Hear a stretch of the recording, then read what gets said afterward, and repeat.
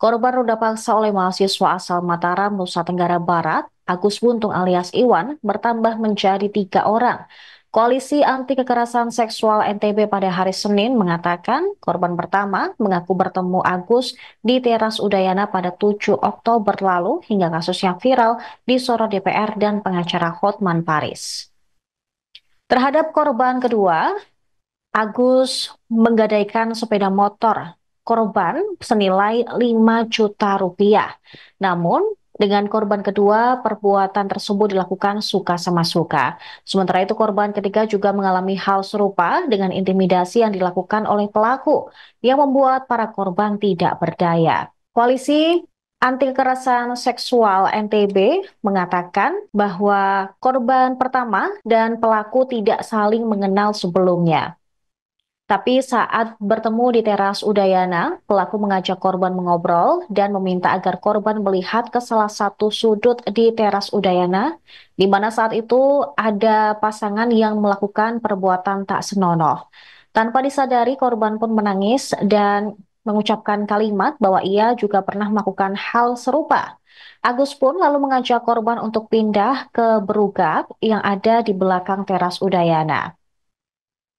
Di Reskrimum Polda NTB, Kombes Polisi Syarif Hidayat mengatakan saat ini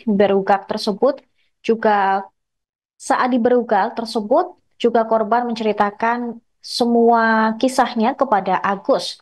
Pelaku pun mengatakan bahwa korban telah berdosa dan harus disucikan. Selain itu, Agus juga memberi ancaman akan membongkar aib korban jika tidak menurut. Syarif mengatakan korban sempat menolak, namun karena pelaku mengancam akan membuka aibnya, akhirnya korban terpaksa melakukan.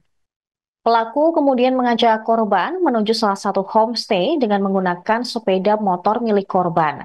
Setibanya di lokasi, korban pun merasa antara pelaku dan pemilik homestay bekerja sama yang membuat korban semakin merasa terancam, hingga akhirnya korban mau untuk diajak masuk ke dalam kamar. Berdasarkan hasil pemeriksaan psikologis, Agus melakukan ruda paksa tersebut karena pengaruh judi dan minuman keras. Selain itu, aksi tersebut diduga juga dilatar belakangi bullying yang diterima Agus sejak masih kecil. Syarif menerangkan kondisi Agus yang tanpa kedua tangan tersebut dimanfaatkan untuk meruda paksa korban. Agus juga memilih korban dengan kondisi yang lemah secara emosi. Meski tidak memiliki kedua tangan, Agus menjalankan aksi bejatnya menggunakan kaki, seperti halnya melakukan aktivitas sehari-hari. Dalam kasus ini, pihaknya telah memeriksa 5 orang saksi dan 2 orang saksi ahli.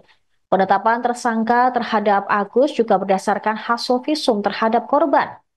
Di sisi lain, Agus tegas membantah keterangan para korban.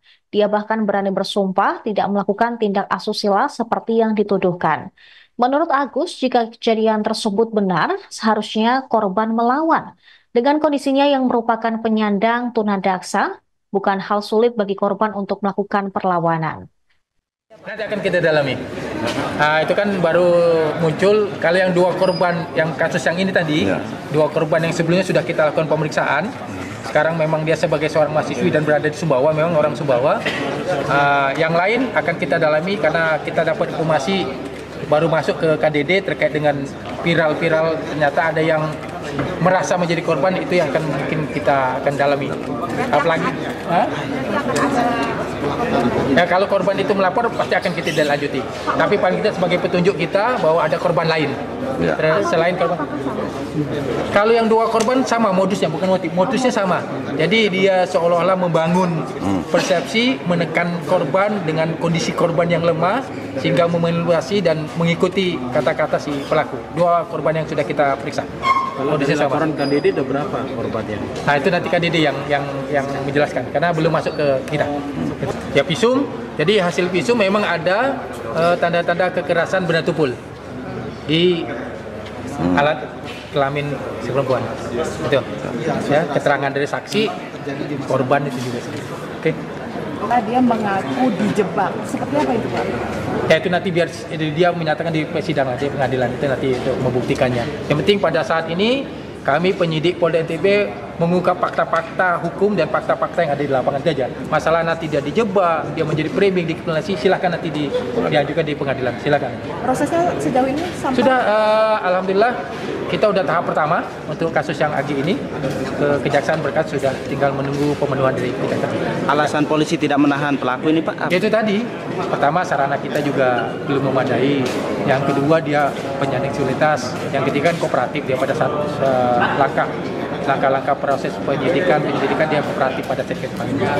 Sampai berapa hari untuk penahanannya? 20 hari? Ya, kalau belum petunjuk P21 ya kita akan perpanjang, kan kita berwenang 20 hari, kalau memang belum kita ditambah lagi perpanjang penahanan.